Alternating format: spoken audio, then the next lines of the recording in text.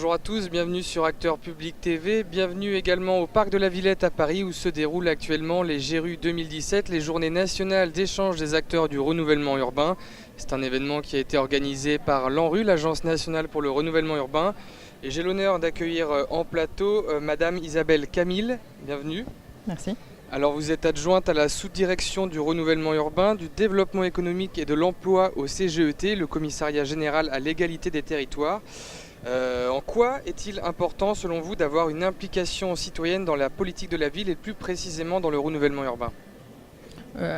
Effectivement, merci de me donner la parole plus largement effectivement que sur le sujet purement de la politique de la ville et du renouvellement urbain, sur l'importance de la co-construction des politiques publiques avec les personnes concernées. Donc effectivement, on estime aujourd'hui qu'un projet bien construit qui emporte l'adhésion de la population est un projet effectivement qui a été co-construit, qui bénéficie notamment de la maîtrise d'usage des personnes concernées et effectivement du coup de leurs expériences de terrain et encore une fois du coup de leur expertise d'usage. Et c'est précisément le cas dans le cadre de la politique de la ville et plus particulièrement lors des projets de renouvellement urbain puisqu'effectivement du coup ce sont bien les habitants des quartiers qui ont la meilleure expertise sur le quartier, aussi bien en termes de connaissance du terrain et également éventuellement en termes de propositions de ce qui pourrait être amélioré à l'avenir et donc améliorer leurs conditions de vie. Donc c'est donc aux habitants des quartiers à qui il faut donner l'initiative. Comment est-ce que vous y travaillez, vous, concrètement ? Alors effectivement, pour qu'ils puissent développer leur expertise d'usage, leur maîtrise d'usage aux côtés des maîtres d'ouvrage et des maîtres d'œuvre, il faut effectivement qu'ils aient un minimum de fondamentaux sur la politique de la ville, sur effectivement la méthodologie de projet, qu'ils connaissent un petit peu mieux peut-être que jusqu'à présent ce qu'ils pouvaient faire dans leur vie au quotidien, l'environnement politique et institutionnel autour des projets.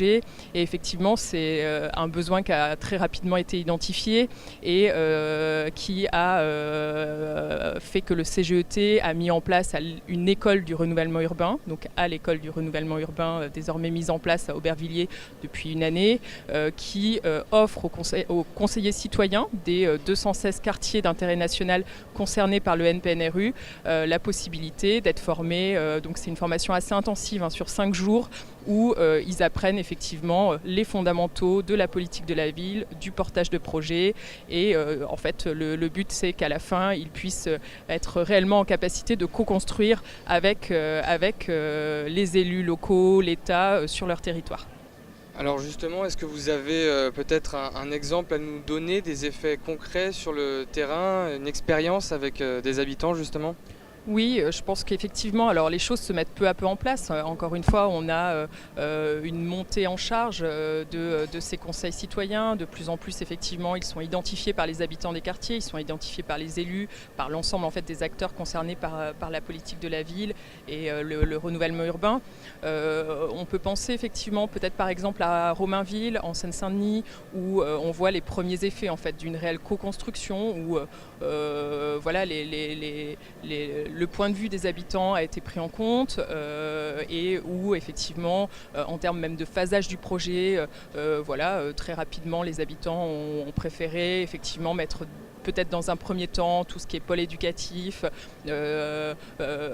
muscler un petit peu le projet sur les aspects services publics et effectivement du coup sont intervenus y compris sur le dimensionnement des futurs immeubles, etc. et où on voit effectivement que voilà, en termes d'adhésion du projet, parce qu'il faut quand même se rendre compte effectivement que ce sont de gros travaux sur plusieurs années pour la population de ces quartiers et voilà, du coup on ne peut que se féliciter du fait qu'à terme ces projets sont encore une fois peut-être mieux intégrés et y compris en termes d'effets à moyen et long terme, soient en réalité beaucoup plus efficaces.